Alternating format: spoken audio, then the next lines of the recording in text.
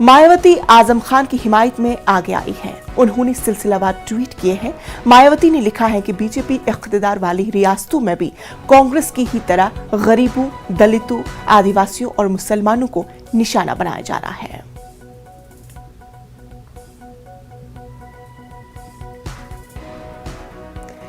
हमारे साथ हमारे नुमाइंदे तारिक कमर हमारे साथ जुड़ चुके हैं। तारिक कमर, आपसे जानना चाहेंगे, मायावती अब आगे आ गई है।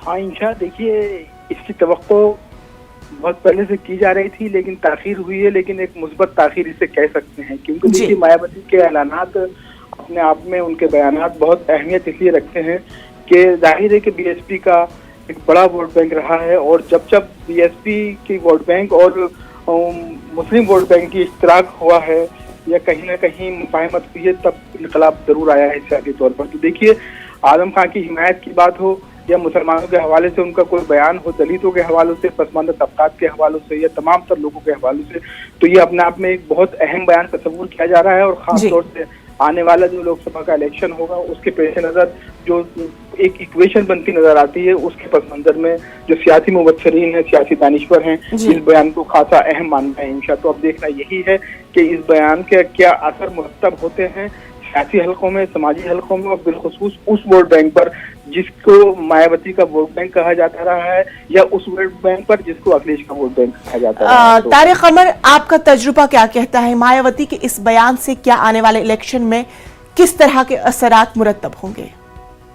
देखिए बुनियादी बात यही है इंशा के जो माजी रहा है, जो साबका हालात रहे हैं, तो उसमें मायावती की जो सियासत रही है वो कई हवालों से बहुत मुस्बत रही है, और जो मौजूदा मंजरनामा है सियासत का, उसमें कहीं ना कहीं हम ये देखते हैं कि जिस अंदाज से मुस्लिम पूरे तबके ने अखिलेश को सपोर्ट किया था हालिया असेंबली इलेक्शन में, फिलवक्त वो मंजरनामा तब्दील हुआ है और मुसलमान खासे नाराज उनसे नजर आते हैं। बिलखुसूस मुसलमानों का जो अहम तबका है और बिलखुसूस सियासी लोग, समाजवादी पार्टी के सियासी लोग उनसे नाराज नजर आते हैं, क्योंकि उनको कहीं ना कहीं एहसास है कि अखिलेश उनकी आवाज नहीं बन पाए हैं। अखिलेश ने उन तमाम तर मौजूदात पर बयान जारी नहीं किए हैं, कोई तहरीक नहीं चलाई है जिनकी अशद जरूरत थी। तो देखिए हम ये देखते हैं अपने तजर्बात की बुनियाद पर और मुशाहिदात और मुताले की बुनियाद पर कि ये जो बयान है ये अपने आप में बहुत अहम है, और इसके जरूर मुस्बत असरात बीएसपी के लिए मुरतब होंगे।